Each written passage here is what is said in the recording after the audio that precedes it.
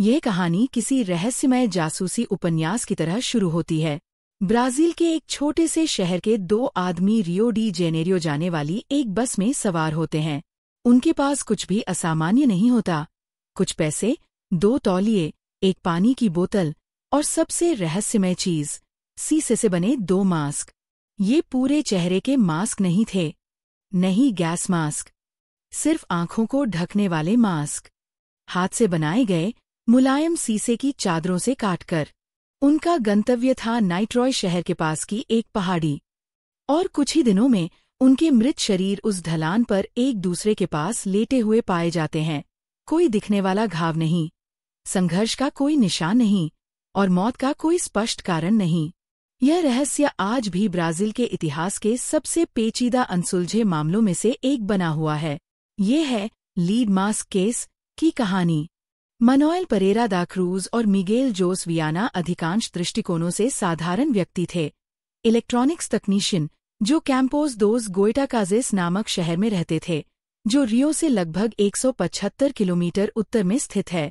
वे घनिष्ठ मित्र थे, शायद व्यापारिक साझेदार भी, और उन्हें शांत, बुद्धिमान और जिज्ञासु के रूप में जाना जाता था।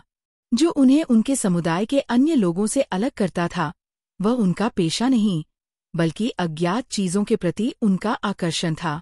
कहा जाता है कि वे एक ऐसे समूह के सदस्य थे जो वैज्ञानिक अध्यात्मवाद की खोज करता था, इलेक्ट्रॉनिक प्रयोगों, परामनोवैज्ञानिक अध्ययनों और सीमावर्ती विश्वासों का मिश्रण।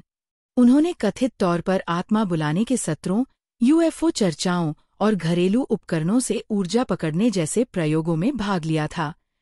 17 अगस्त 1966 को मनोएल और मिगेल ने अपने परिवार और दोस्तों को ये कहकर अपना शहर छोड़ा कि वे काम के लिए कुछ सामान खरीदने रियो जा रहे हैं।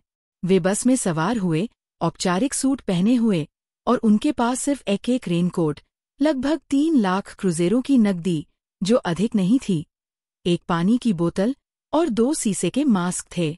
उसी दिन वे नाइट्रॉय पहुंचे, जहां उन्होंने एक स्थानीय दुकान से पानी और रेनकोट खरीदे।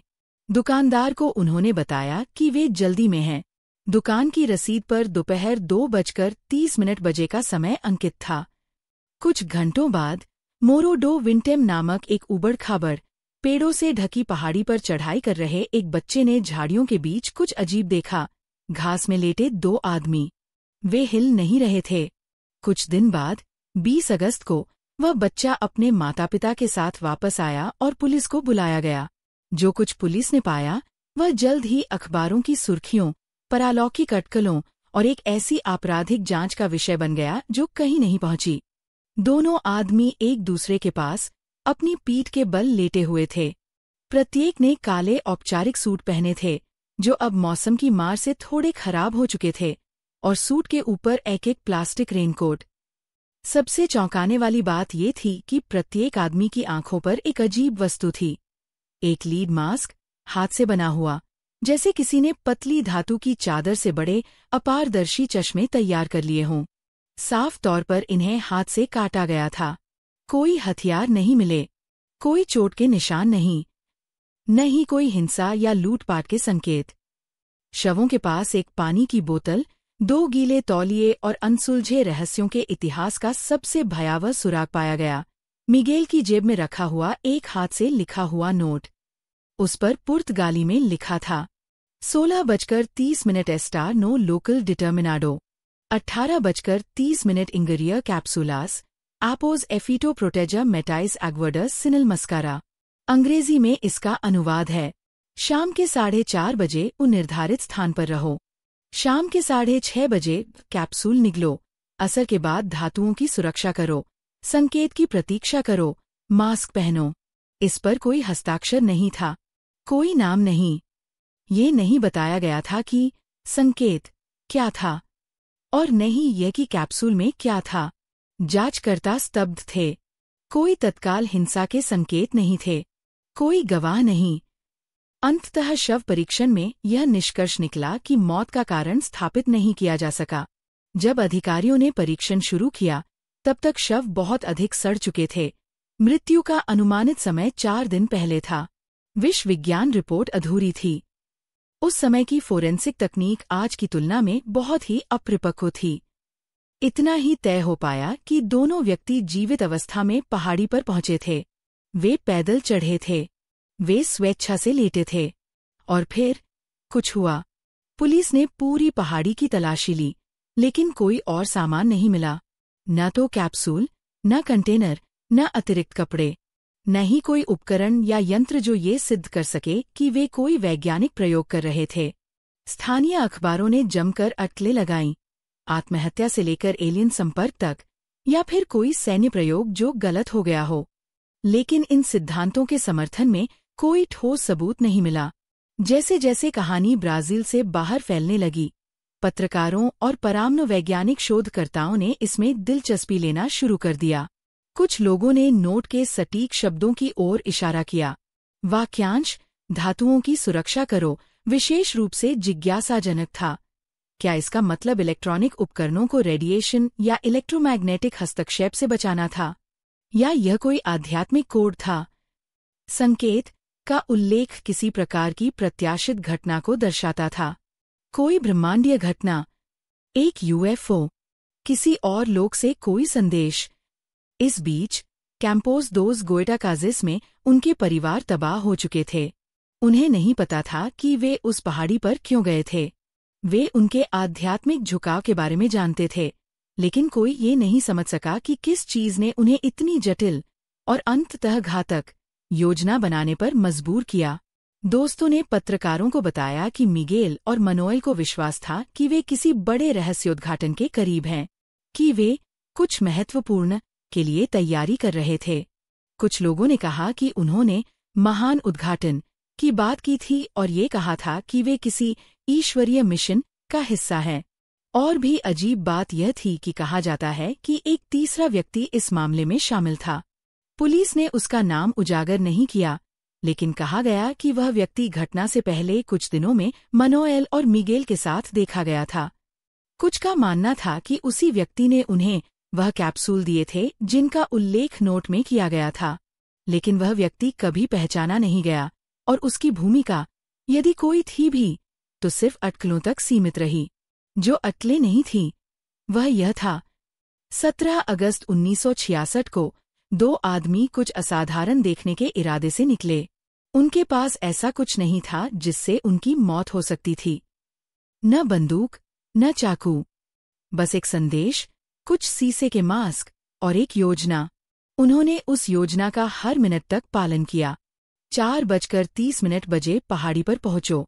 6:30 बजे कैप्सूल निगलो। संकेत की प्रतीक्षा करो। मास्क पहन लो। और फिर वे मर गए। लगभग 6 दशकों से लीड मास्क केस आधुनिक इतिहास के सबसे रहस्यमय अनसुलझे मौतों में से एक बना हुआ है। कोई स्पष्ट उत्तर नहीं है, कोई संदिग्ध नहीं, कोई व्याख्या नहीं। बस एक पहाड़ी पर 2 शव, कुछ तौलिए, एक पानी की बोतल और एक नोट। पार्ट 2 में हम उन सिद्धांतों का पता लगाएंगे जो इस घटना के बाद उभरे, अनुष्ठान, विज्ञान, नशीले पदार्थ या फिर कुछ और अधिक भयावह। लेकिन फिलहाल हम उस साधारण, डरावनी छवि के साथ रह जाते हैं। 2 व्यक्ति जिन्होंने विश्वास किया कि वे एक रहस्योद्घाटन देखने वाले हैं, और फिर सदा के लिए एक रहस्य में विलीन हो गए। मोरो डो विंटेम की पहाड़ी पर जब शवों की खोज हुई तो जवाबों से ज्यादा सवाल उठ खड़े हुए। पुलिस हैरान थी, मीडिया पागल हो गया था, जनता इस रहस्य से मंत्रमुग्ध थी। अपराध स्थल अजीब था, लेकिन अजीब तरीके से साफ सुथरा भी। संघर्ष का कोई निशान नहीं, कोई हिंसा नहीं, और उनके कपड़ों पर मौसम की कोई मार नहीं दिख रही थी। 2 मृत व्यक्ति सूट और रेनकोट में एक दूसरे के बगल में लेटे हुए, आंखों पर धीरे से रखे गए शीशे के मास्क, जैसे वे किसी चीज के लिए तैयारी कर रहे हों, न कि किसी से भाग रहे हों। पास में एक पानी की बोतल, 2 तौलिए और एक रहस्यमय नोट पाया गया। जैसे जैसे शुरुआती सदमा कम हुआ, अटकलों का सिलसिला शुरू हो गया। जनता की कल्पना ने जल्द ही सबसे स्पष्ट सुराग को पकड़ लिया। मास्क। 2 वयस्क पुरुष क्यों एक सुनसान पहाड़ी पर चढ़ते हैं और अपनी आंखों को ढकने के लिए घर पर बनाए गए शीशे के मास्क पहनते हैं? कोई घर पर शीशे का मास्क क्यों बनाता है? और वे खुद को किस चीज से बचा रहे थे? सामान्य अनुमान था, रेडिएशन या तेज रोशनी। लेकिन उस रात पहाड़ी के ऊपर कोई अजीब रोशनी नहीं देखी गई थी। किसी सैन्य परीक्षण का कोई आधिकारिक रिकॉर्ड नहीं था। कोई परमाणु घटना नहीं हुई थी। फिर भी ऐसा लगता था कि वे कोई दृश्य घटना देखने की उम्मीद कर रहे थे, कुछ ऐसा जो तीव्र हो, जिसे सीधे देखना खतरनाक हो सकता था। सबसे पहले जो थ्योरी सामने आई वह ये थी कि मनोएल और मिगेल किसी आध्यात्मिक या परालौकिक अनुष्ठान के दौरान मारे गए। वे लंबे समय से कैंपोस दोस गोइटाकाजेस में एक छोटे से आध्यात्मिक समूह से जुड़े हुए थे। उनके दोस्तों और रिश्तेदारों ने बताया कि वे ऐसे सम्मेलनों में भाग लेते थे जहां विज्ञान और रहस्यवाद के बीच की रेखाएं धुंधली हो जाती थीं। लोगों ने आत्मा बुलाने की बैठकों, आत्माओं से संपर्क साधने की कोशिशों और इलेक्ट्रॉनिक्स तथा ऊर्जा क्षेत्रों से जुड़ी प्रयोगों की बातें बताईं। कुछ स्रोतों के अनुसार इन पुरुषों को विश्वास था कि विशेष समय पर किए गए अनुष्ठानों और विशेष उपकरणों की मदद से वे दूसरी आयामों से संदेश प्राप्त कर सकते हैं या शायद एलियन से संपर्क कर सकते हैं। उस एक बात, समय का महत्व बढ़ता गया। मिगेल की जेब में पाया गया नोट सिर्फ कोई याददाश्त या गुप्त डायरी प्रविष्टि नहीं था। वह एक कार्यक्रम जैसा पढ़ा जाता है। 16:30 निर्धारित स्थान पर रहो। 18:30 कैप्सूल निगलो। प्रभाव के बाद धातुओं की सुरक्षा करो, संकेत की प्रतीक्षा करो, मास्क पहन लो। यह कोई जल्दी में बनाई गई योजना नहीं थी। इसमें संरचना थी, एक उद्देश्य था, और जब जांचकर्ताओं ने गहराई से जांच की तो उन्हें पता चला कि ये पहली बार नहीं था जब इन लोगों ने ऐसा कुछ किया था।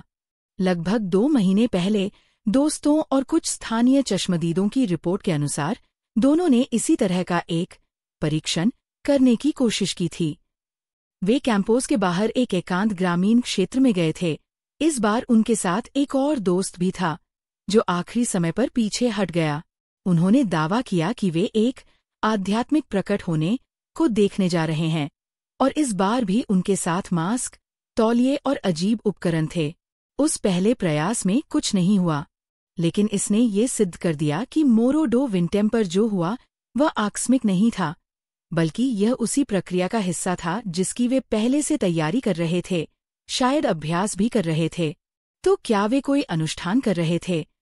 कुछ आध्यात्मिक संप्रदाय, खासकर जो कैथोलिक मान्यताओं, कार्डेसियन स्पिरिटिज्म और आदिवासी विश्वासों का मिश्रण करते हैं, माध्यमता या अन्य आयामी प्राणियों से संपर्क साधने के तरीके अपनाते हैं। ऐसे अनुष्ठानों में आंखों पर पट्टी या मास्क का उपयोग असामान्य नहीं था। यह दृष्टि से ध्यान हटाकर आध्यात्मिक दृष्टि को बढ़ाने का एक तरीका माना जाता था। लेकिन सवाल ये था कि सीसा क्यों, और उन्हें धातुओं की सुरक्षा क्यों करनी थी?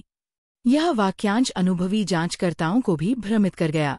कुछ का मानना था कि इसका मतलब इलेक्ट्रॉनिक उपकरणों को किसी आत्मिक हस्तक्षेप से बचाना था।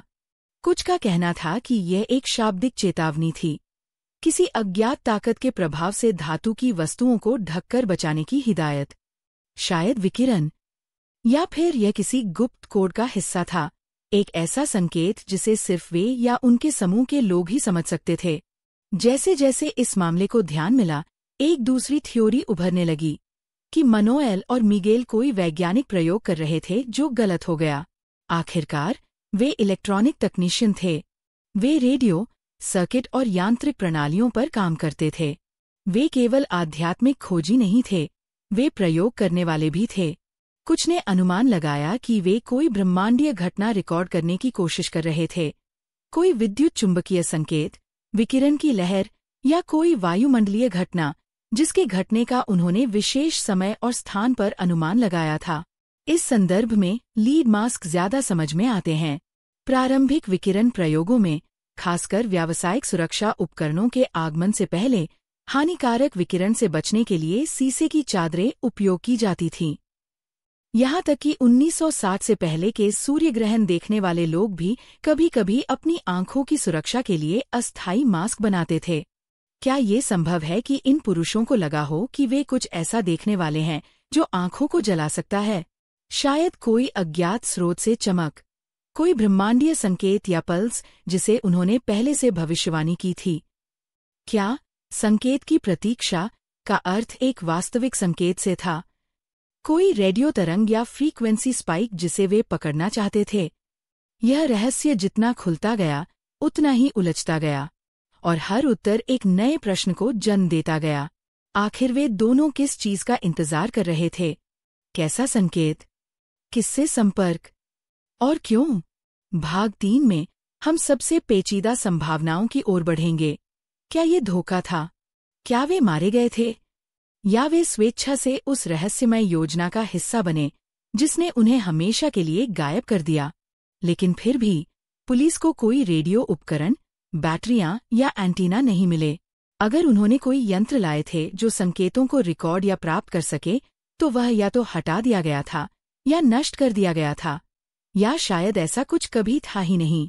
इस अनुपस्थिति ने तीसरी बड़ी थ्योरी को जन्म दिया कि इन दोनों लोगों की मौत किसी मति भ्रमकारी, हेलुसिनोजेनिक या ड्रग से संबंधित अनुष्ठान के कारण हुई। नोट में कैप्सूल निगलना साफ तौर पर लिखा था, लेकिन उन कैप्सूलों में क्या था और वे उन्हें कहाँ से लाए? 1966 में ब्राजील में साइकेडेलिक ड्रग्स आम नहीं थे, लेकिन पौधों से बने मति भ्रमकारी पदार्थ जैसे ayahuasca पारंपरिक धार्मिक समारोहों में उपयोग किए जाते थे। हालांकि ये पदार्थ आमतौर पर छोटे शहरों के इलेक्ट्रॉनिक तकनीशियनों से नहीं जुड़े होते थे, लेकिन संभावना बनी रही कि इन दोनों को या तो खुद ऐसे रसायन तैयार करने का ज्ञान था, या उन्हें किसी तीसरे रहस्यमय व्यक्ति द्वारा दिए गए थे, जिसे उनकी यात्रा से पहले उनके साथ देखा गया था। इस अज्ञात व्यक्ति का कुछ रिपोर्ट्स में जिक्र हुआ है। एक लंबा, गहरे रंग की त्वचा वाला आदमी, भारी आवाज के साथ, लेकिन पुलिस कभी भी उसकी पहचान नहीं कर सकी। गवाहों के बयान अस्पष्ट थे। यदि वास्तव में उस तीसरे व्यक्ति ने उन्हें कैप्सूल दिए, तो वह उनकी मौत में किसी न किसी रूप में शामिल रहा होगा, जानबूझकर या अनजाने में। शायद कैप्सूल में कोई शक्तिशाली बेहोशी की दवा थी, या कोई विषैला मति भ्रमकारी तत्व। हो सकता है उन्हें विश्वास दिलाया गया हो कि वे आत्मा की दुनिया में प्रवेश करेंगे या कोई दर्शन प्राप्त करेंगे, लेकिन इसके बजाय वे सिर्फ जहरीले असर का शिकार हो गए। लेकिन यह और सवाल खड़ा करता है, वे इस तरह खुले स्थान में फुल सूट और शीशे के मास्क के साथ गोलियां क्यों निकलेंगे? क्या यह वास्तव में ऐसा अनुष्ठान था जिस पर वे विश्वास करते थे, या वे किसी धोखे का शिकार हुए थे? कुछ लोगों ने एक और काली संभावना को उठाया कि दोनों पुरुषों को किसी ने मानसिक रूप से नियंत्रित किया।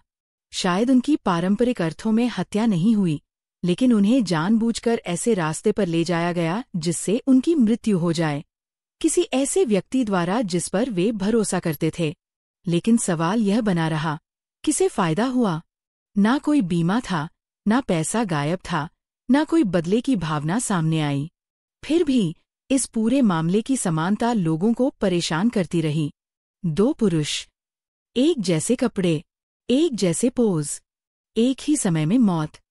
कोई संघर्ष नहीं, कोई घबराहट नहीं। जो भी उनके साथ हुआ, उन्होंने उसका विरोध नहीं किया, उसे स्वीकार किया, शायद प्रतीक्षा भी की। संभव है कि यह पहली या दूसरी बार नहीं था जब इस तरह का कुछ किया गया हो। अपुष्ट अफवाहों के अनुसार उनके आध्यात्मिक समूह ने पहले भी ऐसे अनुष्ठान किए थे। कुछ सदस्यों ने कथित रूप से रोशनी देखने या किसी उपस्थिति को महसूस करने की बात की थी, लेकिन ये सब सिर्फ किस्से थे। कोई ठोस सबूत सामने नहीं आया, कोई अन्य सदस्य आगे नहीं आया। आखिरकार पुलिस ने मामला अस्पष्ट मृत्यु के रूप में बंद कर दिया। कोई जहर नहीं मिला, कोई हमलावर नहीं, और कोई अपराध स्थल ऐसा नहीं था जो हत्या को साबित कर सके। केस फाइलें सिद्धांत रूप में खुली रहीं, लेकिन कोई प्रहती नहीं हुई। जो भौतिक सबूत थे, मास्क, नोट, पानी की बोतल, उन्हें कुछ समय के लिए सुरक्षित रखा गया, लेकिन बाद में वे अभिलेखों से गायब हो गए। अब केवल कुछ फोटोग्राफ, मीडिया रिपोर्टें और धुंधली तस्वीरें बची हैं। जैसे जैसे यह रहस्य गहराया, यह एक किंवदंती बन गया। लीड मास केस अब सिर्फ एक पुलिस रिपोर्ट नहीं था, यह एक प्रतीक बन गया। यूएफओ प्रेमियों, तांत्रिक अनुसंधानकर्ताओं और षड्यंत्र थ्योरी समर्थकों के लिए ये एक पवित्र ग्रंथ जैसा बन गया। ब्राजील में यह एक आधुनिक लोक कथा में बदल गया। स्थानीय लोग अब भी उस पहाड़ी पर जाते हैं, अर्बन एक्सप्लोरर पुराने अखबार खंगालते हैं, कुछ नई थ्योरी, नोट का नया अर्थ, या उस तीसरे व्यक्ति की कोई नई तस्वीर ढूंढने की कोशिश करते हैं, लेकिन कभी कुछ साबित नहीं हुआ। इस केस को इतना चिरस्थायी बनाने वाली बात इसकी पूर्ण अस्पष्टता है। इसमें विज्ञान है, धर्म है, पारलौकिकता है, अपराध है, लेकिन यह इनमें से किसी का पूरा हिस्सा नहीं बनता। यह सिर्फ एक रहस्य नहीं है, यह एक दर्पण है, जिसमें लोग वही देखते हैं जो वे देखना चाहते हैं। क्या यह आत्महत्या थी? क्या यह असफल प्रयोग था? ड्रग से जुड़ा हादसा? या कोई हत्या जो किसी अनुष्ठान का रूप देकर छुपाई गई? या कुछ ऐसा जो हम सोच भी नहीं सकते? दशकों बीत गए हैं जब से मरो डो विंटेम की शांत पहाड़ी ब्राजील के सबसे रहस्यमय मामलों में से एक का केंद्र बनी थी। दो पुरुष, इलेक्ट्रॉनिक्स तकनीशियन, आध्यात्मिक खोजी, या शायद दोनों, सूट, रेनकोट और शीशे के मुखौटे पहने एक दूसरे के पास लेटे मिले। एक रहस्यमय नोट ही उनका एकमात्र सुराग था। न कोई हिंसा, न कोई स्पष्ट मृत्यु का कारण, न ही कोई निष्कर्ष। सालों बीतते गए, लेकिन यह मामला धुंधला नहीं पड़ा, बल्कि और गहराता गया। यह एक स्थानीय त्रासदी से बढ़कर एक ऐसी किंवदंती बन गया जो पीढ़ी दर पीढ़ी शोधकर्ताओं, संशयवादियों और आस्थावानों के बीच फैलती रही। केस फाइलें धूल फांकने लगीं। जांचकर्ताओं ने अन्य मामलों पर ध्यान देना शुरू कर दिया। अखबारों ने अधिक सनसनीखेज कहानियों की तलाश में रुचि खो दी। लेकिन लीड मास केस भुलाया नहीं गया। यह अनसुलझे रहस्यों की किताबों, रहस्यमयी विषयों पर आधारित मैगजीनों और यूएफओ व षड्यंत्रों पर चर्चा करने वाले रेडियो शो में जगह पाने लगा। हर बार कहानी में कुछ नया जोड़ा गया, कुछ सच्चे शोध पर आधारित तो कुछ काल्पनिक रंगों के साथ। फिर भी मुख्य तथ्य चुपचाप स्थिर बने रहे। दो पुरुष अपनी मर्जी से मौत की ओर बढ़े, एक ऐसी योजना के साथ जिसे सिर्फ वही समझते थे। 1980 और 1990 के दशक में एक नई पीढ़ी के शोधकर्ताओं ने सच्चाई खोजने की कोशिश की। ब्राजीली पत्रकारों ने पुरानी पुलिस रिपोर्टों की फिर से समीक्षा की। स्वतंत्र शोधकर्ताओं ने बचे हुए परिजनों से बातचीत की और उन सबूतों पर दोबारा नजर डाली जिन्हें पहले नजरअंदाज कर दिया गया था। एक अहम बात सामने आई, पोस्टमार्टम ठीक से नहीं किया गया था। जब तक फॉरेंसिक विशेषज्ञ शवों की जांच कर सके, वे पहले ही गर्म और नम जलवायु में बहुत सड़ चुके थे। आंतरिक अंग इतने खराब हो चुके थे कि जहर की जांच संभव नहीं थी। अगर किसी तरह की दवा ली गई थी, तो वह शरीर के साथ खत्म हो चुकी थी। लेकिन वह नोट अब भी मौजूद था। उसमें लिखी अजीब पंक्तियां आज भी भाषाविदों, जासूसों और मनोवैज्ञानिकों को परेशान करती हैं। कैप्सूल लें, धातु की रक्षा करें, संकेत की प्रतीक्षा करें। मास्क, यह एक प्रयोग की चेकलिस्ट जैसी लगती थी, या किसी अनुष्ठान के निर्देश। कुछ लोगों का मानना था कि ये शुरुआती रेडियो ऑपरेटरों द्वारा इस्तेमाल की जाने वाली प्रोग्रामिंग कमांड जैसी है। दूसरों ने इसे एक अर्ध आध्यात्मिक, अर्ध तकनीकी भाषा माना। इसकी अस्पष्टता इसे एक मनोवैज्ञानिक परीक्षण जैसा बना देती है। लोग इसमें वही देखते हैं जो वे देखना चाहते हैं। कुछ शौकिया जांचकर्ताओं ने मुखौटों पर ध्यान केंद्रित किया। ये हाथ से काटे गए थे, नरम शीशे की शीट से बनाए गए थे और केवल रोशनी को रोकने के लिए थे, न कि हवा या विकिरण को फिल्टर करने के लिए। ये हेलमेट नहीं थे, न ही गैस मास्क। इनका एक ही उद्देश्य था, देखने से रोकना। चाहे वह कोई तेज प्रकाश हो या कोई रूपकात्मक अनुभूति, उद्देश्य एक था, आंखें ढक देना। आध्यात्मिक परंपराओं में खुद को अंधा करना कभी कभी प्रतीकात्मक होता है, भौतिक दुनिया को बंद करके आत्मिक दृष्टि को खोलना। क्या ये मुखौटे धार्मिक अनुष्ठान के उपकरण थे, या फिर यह गलतफहमी पर आधारित कोई सुरक्षा उपाय था, किसी अति तीव्र अनुभव के लिए? इसी बीच एक तीसरे व्यक्ति की धारणा, एक अज्ञात, शायद काल्पनिक मार्गदर्शक, जारी रही। कुछ गवाहों ने दावा किया कि मौत से कुछ दिन पहले इन दोनों पुरुषों को एक अनजान व्यक्ति के साथ देखा गया था। कुछ का कहना था कि वह व्यक्ति करिश्माई था, प्रभावशाली, शायद एक संप्रदाय जैसा नेता। अगर वह मौजूद था तो वह कभी नहीं मिला। कुछ का मानना था कि उसी ने उन्हें कैप्सूल दिए, या शायद उन्हें किसी ऐसे प्रयोग में शामिल किया जिसकी उन्हें पूरी समझ नहीं थी। कुछ यह भी मानते हैं कि वह तीसरा व्यक्ति खुद जीवित बच गया और उसने सबूतों को मिटा दिया, या शायद वह भी उस साझा आस्था का हिस्सा था, एक गवाह जो उतना ही भ्रमित था जितना कि वे दोनों।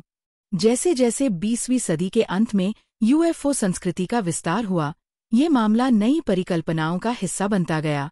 कुछ शोधकर्ताओं ने इस केस और रियो डी जनेरियो के ऊपर देखे गए रहस्यमयी रोशनी के बीच संबंध की बात कही। हालांकि ये रिपोर्टें कभी साबित नहीं हुईं, लेकिन उन्होंने इस सोच को बल दिया कि मैनुएल और मिगुएल को विश्वास था कि वे संपर्क में लाए जाएंगे, या शायद किसी अन्य लोक में ले जाए जाएंगे। उस स्थिति में मुखौटे उन्हें उस तेज रोशनी से बचाने के लिए थे, कैप्सूल उनके शरीर को तैयार करने के लिए, और नोट संभावित रूप से किसी परग्रही चेतना द्वारा दिया गया चरण दर चरण निर्देश। लेकिन जितना आकर्षक यह यूएफओ सिद्धांत लगता है, वह ज्यादातर अक्लों पर आधारित है। कोई भी भौतिक सबूत इन पुरुषों को यूएफओ घटनाओं से नहीं जोड़ता, न कोई रिकॉर्डिंग, न कोई लॉग, बस समय और स्थान का एक संयोग। फिर भी बहुतों के लिए यह परिकल्पना साक्ष्य से अधिक प्रतीकात्मक है। यह कहानी उसी अस्तित्वगत लालसा को दर्शाती है जो संपर्क की कहानियों में होती है। दो साधारण लोग कुछ असाधारण खोजने की उम्मीद में अपने जीवन को जोखिम में डालते हुए मानवीय अनुभव की सीमाओं से आगे निकलने की कोशिश करते हैं। उनका गंतव्य क्या था? आध्यात्मिक लोक, उच्च चेतना, या सितारों की दुनिया? कोई नहीं जानता। कुछ लोग जो परालौकिक बातों में विश्वास नहीं करते, उन्होंने इस केस को एक मनोवैज्ञानिक दृष्टिकोण से देखा। उनके अनुसार हो सकता है मिगेल और मनोएल एक साझा भ्रांति यानी फोली एडियक्स का शिकार हुए हों, एक दुर्लभ मानसिक स्थिति जिसमें दो लोग एक दूसरे के विश्वासों को इतना मजबूत कर देते हैं कि वे गैरतार्किक बातों को भी सच मानने लगते हैं। तकनीकी ज्ञान, आध्यात्मिक जिज्ञासा और सामाजिक अलगाव की मिलीजुली स्थिति ने शायद उन्हें एक भयानक निर्णय लेने के लिए प्रेरित किया। अगर उन्हें लगा कि वे कोई दिव्य संकेत देखने जा रहे हैं, तो शीशे के मास्क पहनना और कैप्सूल लेना उन्हें उस समय पूरी तरह तार्किक लगा होगा। उन्हें यह नहीं लगा होगा कि वे मरने जा रहे हैं, उन्हें लगा होगा कि वे सत्य का साक्षात्कार करने जा रहे हैं। उनके परिवारों ने कभी यह मानने से इनकार कर दिया कि उन्होंने आत्महत्या की। परिवार वालों के लिए वे समझदार, दयालु और खोजी प्रवृत्ति के लोग थे, लापरवाह नहीं। उनकी मृत्यु ने किसी को संतुष्ट नहीं किया। शायद यही इस केस की सबसे कठिन बात है। लीड मास केस किसी एक श्रेणी में फिट नहीं होता। ये न तो पूरी तरह अपराध था, न दुर्घटना, और न ही कोई धार्मिक कथा। यह उन सीमाओं पर खड़ा मामला था जहां तर्क और अतार्किकता, विज्ञान और आध्यात्मिकता आपस में टकराते हैं। वर्षों बाद कुछ छोटे छोटे सुराग सामने आए, लेकिन किसी से भी स्थिति स्पष्ट नहीं हुई। एक व्यक्ति ने दावा किया कि उसने उसी रात पहाड़ी के पास एक जोरदार धमाके की आवाज सुनी, लेकिन वहां न कोई आग थी और न ही कोई क्षति। एक और व्यक्ति ने कहा कि उसने नीली रोशनी पहाड़ी के ऊपर देखी, लेकिन कोई ठोस प्रमाण नहीं मिला। ऐसे बयान किसी गहरी सच्चाई की झलक जरूर देते थे, लेकिन कभी भी पूरी तस्वीर नहीं बना सके। वक्त के साथ पहाड़ी खुद भी बदल गई। मरो डो वेंटेम अब पहले जैसी शांत और दूर दराज जगह नहीं रही। वहां अब शहरी विकास फैल चुका है, बाड़े लग गई हैं, और भूभाग बदल चुका है। फिर भी कुछ लोग आज भी वहां जाते हैं, कभी उत्सुकता से तो कभी श्रद्धा से। कभी कभी कोई व्यक्ति उस जगह पर एक फूल या मोमबत्ती रख जाता है, न कि इसलिए कि वह मिगेल या मनोएल को जानता था, बल्कि इसलिए कि वह भी कुछ तलाश रहा होता है। शायद जवाब नहीं, बल्कि समझ।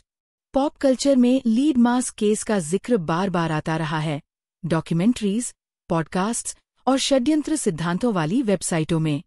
हर बार की कहानी इस रहस्य में कुछ नया जोड़ती है, लेकिन साथ ही यह केस लोगों की यादों में भी जिंदा रहता है। कुछ कलाकारों ने उन दोनों की पेंटिंग्स बनाई हैं, जैसे वे किसी ब्रह्मांडीय संकेत का इंतजार कर रहे हों। कुछ लेखकों ने इस घटना को अपनी कहानियों की प्रेरणा बनाया है। यहाँ तक कि कुछ टीवी शोज में भी इस रहस्य का रूपांतर देखने को मिला, जो भले ही काल्पनिक थे, लेकिन सीधे इसी घटना से प्रेरित थे। तो आखिर इस कहानी में ऐसा क्या है जो इसे इतनी यादगार बनाता है? शायद यह कि यह किसी गहरे मानवीय एहसास को छूती है। सच जानने की इच्छा, किसी महान उद्देश्य में विश्वास रखने की भावना, और आत्मा से परे कुछ छू लेने की चाह। मिगेल और मनोएल न तो अपराधी थे और न ही पारंपरिक अर्थों में पीड़ित। वे दो ऐसे इंसान थे जिन्हें विश्वास था कि कुछ असाधारण घटने वाला है। वे कुछ और में विश्वास करते थे, और शायद इसी विश्वास ने उन्हें एक पहाड़ी पर पहुंचा दिया, अपने पास एक पानी की बोतल और 2 शीशे के मास्क लेकर। उसमें एक अजीब सी शांति है। भले ही ये एक दुखद अंत था, लेकिन उनकी आखिरी घड़ियां डर या घबराहट में नहीं बीती। उन्होंने खुद को उस योजना के अनुसार समर्पित कर दिया। वे किसी संकेत का इंतजार कर रहे थे। वो संकेत क्या था? आकाश से आया या उनके भीतर से, ये हम कभी नहीं जान पाएंगे। शायद यही बात लीडमास केस को कालातीत बनाती है। यह कभी पूरी तरह सुलझ नहीं पाया। यह किसी एक श्रेणी में नहीं बैठता। यह केवल मृत्यु का नहीं, बल्कि विश्वास का रहस्य है। और एक ऐसी दुनिया में जहां हमें अक्सर कहा जाता है कि हमें विज्ञान और आस्था, तथ्य और आश्चर्य के बीच किसी एक को चुनना होगा, ये कहानी याद दिलाती है कि कभी कभी लोग अपने भीतर की सीमाओं से बाहर निकलकर कुछ अद्भुत छूने के लिए सब कुछ दांव पर लगा देते हैं, चाहे वह शीशे का मास्क पहनकर अनजाने में खो जाना ही क्यों न हो। जैसे जैसे समय आगे बढ़ेगा और तकनीक और विकसित होगी, शायद किसी दिन कोई नई जानकारी, कोई दस्तावेज, कोई चश्मदीद या कोई पुरानी डायरी सामने आए और इस रहस्य से पर्दा उठे। लेकिन तब तक मिगेल और मनोएल वही हैं जहां वे मिले थे, नितेरोई की एक पहाड़ी पर, रहस्य में लिपटे हुए और उस संकेत का इंतजार करते हुए जो शायद सिर्फ उन्हें ही सुनाई दिया था। और अगर आपको ये कहानी उतनी ही रोमांचक, रहस्यमयी और अविस्मरणीय लगी हो जितनी हमें लगी, तो हमारे चैनल डिजिटल राजनामा को जरूर लाइक करें और सब्सक्राइब करें। हम ऐसी ही और रहस्यमय कहानियों और अनसुलझे रहस्यों की तह में जाते रहेंगे। धन्यवाद। जिज्ञासु बने रहें और अगली कहानी में मिलते हैं।